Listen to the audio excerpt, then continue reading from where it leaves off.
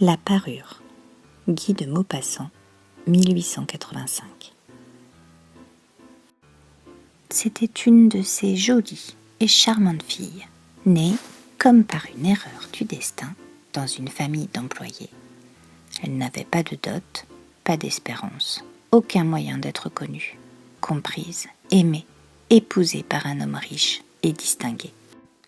Et elle se laissa marier avec un petit commis du ministère de l'Instruction publique.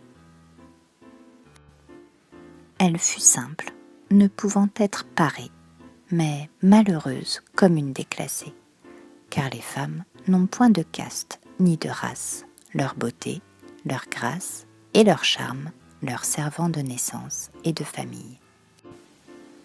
Leur finesse native, leur instinct d'élégance, leur souplesse d'esprit sont leur seule hiérarchie et font des filles du peuple les égales des plus grandes dames. Elle souffrait sans cesse, se sentant née pour toutes les délicatesses et tous les luxes. Elle souffrait de la pauvreté de son logement, de la misère des murs, de l'usure des sièges, de la laideur des étoffes. Toutes ces choses dont une autre femme de sa caste ne se serait même pas aperçue, la torturaient et l'indignaient. La vue de la petite Bretonne qui faisait son humble ménage éveillait en elle des regrets désolés et des rêves éperdus. Elle songeait aux antichambres nettes, capitonnées avec des tentures orientales, éclairées par de hautes torchères de bronze, et aux deux grands valets en culottes courtes qui dorment dans les larges fauteuils, assoupis par la chaleur lourde du calorifère.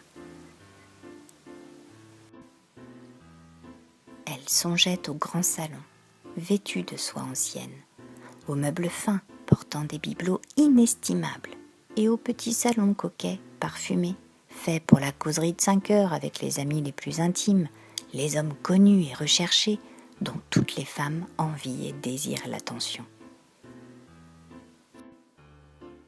Quand elle s'asseyait, pour dîner, devant la table ronde couverte d'une nappe de 3 jours, en face de son mari qui découvrait la soupière en déclarant d'un air enchanté « Ah, le bon pot-au-feu, je ne sais rien de meilleur que cela !» Elle songeait au dîner fin, aux argenteries reluisantes, aux tapisseries peuplant les murailles de personnages anciens et d'oiseaux étranges au milieu d'une forêt de féerie. Elle songeait aux plats exquis servis en des vaisselles merveilleuses, aux galanteries chuchotées et écoutées avec un sourire de sphinx tout en mangeant la chair rose d'une truite ou des ailes de gélinotte. Elle n'avait pas de toilette, pas de bijoux, rien. Et elle n'aimait que cela. Elle se sentait faite pour cela. Elle eût tant désiré plaire, être enviée, être séduisante et recherchée. Elle avait une amie riche, une camarade de couvent qu'elle ne voulait plus aller voir, tant elle souffrait en revenant, et elle pleurait pendant des jours entiers de chagrin, de regret, de désespoir et de détresse. Or, un soir, son mari rentra, l'air glorieux, et tenant à la main une large enveloppe. « Tiens, dit-il, voici quelque chose pour toi. » Elle déchira vivement le papier et en tira une carte qui portait ces mots. Le ministre de l'Instruction publique et Madame Georges Ramponneau prie Monsieur et Madame Loisel de leur faire l'honneur de venir passer la soirée à l'hôtel du ministère, le lundi 18 janvier.